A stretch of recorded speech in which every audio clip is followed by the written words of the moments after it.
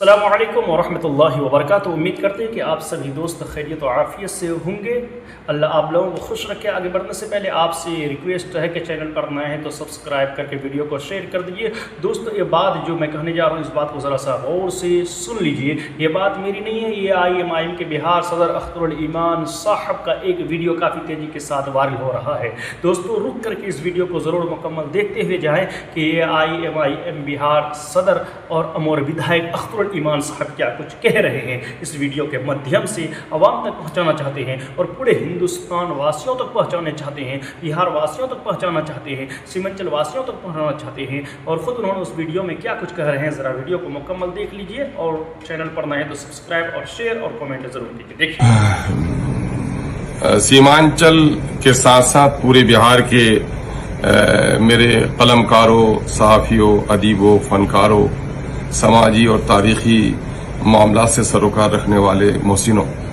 ایک اہم ترین اطلاع بھی ہے اور آپ سے گزارش بھی ہے کہ اس وقت حکومت ہند مختلف زبانوں کے قدیم نسخوں کو جو قلمی ہوں، جن کو مخطوطات کہتے ہیں، اور غیر مطبوعہ ہوں، وہ چھپے ہوئے نہیں ہوں، اس کو ڈیجیٹلی پریزرو کرنے کی کوشش کی جا رہی ہے۔ اس کے لیے حکومت ہند کی جانب سے تمام تر ڈسٹرکٹ مجسٹریٹ کو، SDOs کو بھی اطلاع دی گئی ہے۔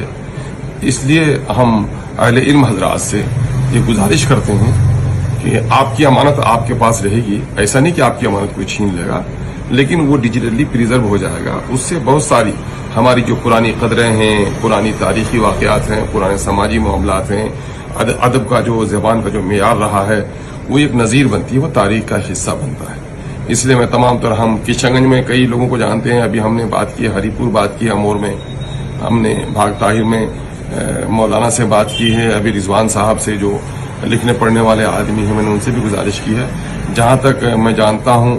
کشن گنج کے تعلق سے جو ہمارے پرانے اسٹیٹ تھے، چاہے پدم پور رہے ہوں، بیگنا اسٹیٹ رہے ہوں، یا پناسی اسٹیٹ رہے ہوں، مہنگاؤں اسٹیٹ رہے ہوں، اس طرح کے لوگ جو التا اسٹیٹ رہے ہوں، تو ان لوگوں کے دسیا ٹولی، تو ان لوگوں کے پاس پرانے، چونکہ اس وقت کے جو ہمارے نواب ہوتے تھے، اسٹیٹ کے ذمہ داران ہوتے تھے، وہ بڑے ادب نواز قسم کے لوگ ہوتے تھے، تو ان کے پاس بھی ادبی نسخے ہو سکتے ہیں، اور بالخصوص کئی علمی خانوادے ہمارے ہاں ہیں۔ جس طرح سے بیگنا ایک علمی اور تاریخی حیثیت ہے، اس گاؤں کی ادبی حیثیت ہے، جس طرح سے پلاسمنی میں مولوی سلیمان کا گھر رہا ہے، ہمارا یہاں پوناس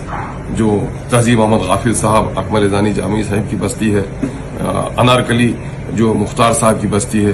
جو حسنین صاحب ہمارے التا اسٹیٹ کے رہے ہیں، یہ لوگ اس کے سائقین رہے ہیں، سیف اللہ صاحب جو ہمارے مہنگاؤں کے ہیں، ان کے پاس بھی پرانے مخطوطات کی نظیر ہو سکتی ہے۔ تو اس طرح سے اگر کسی کے پاس بھی، اس کے علاوہ بھی میں نے یہ معروف کئی جگہوں کے نام لیے جو ہمارے علم میں ہے کہ ان لوگوں کا ہے، اس کے علاوہ بھی اگر کشن گنج شہر میں بھی اس زمانے میں ادب کے بڑے شائق تھے اور شاعر تھے،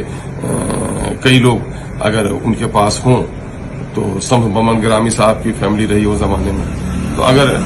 کسی کے پاس بھی اس قسم کی کاپیاں ہوں جو مخطوطات یعنی قلمی نسخے ہوں، ہے نا، اور وہ غیر مطبوعہ ہوں، یعنی پبلش نہیں ہو، چھاپا نہیں گیا ہو، تو ایسے تمام تر وراثت کی امانت کا ہم پر اور آپ پر فریضہ ہے کہ ہم اس کو محفوظ بھی کر لیں، اور حکومت اسے محفوظ کرنا چاہتی ہے تو ہم اس کی مدد کریں۔ یہ اطلاع ہے، ہم امید کرتے ہیں اس تعلق سے اگر کوئی بھی نسخہ آپ کے پاس ہو، چاہے ادبی ہو، چاہے تاریخ کا حصہ ہو، چاہے کسی بھی بھاشا میں ہو،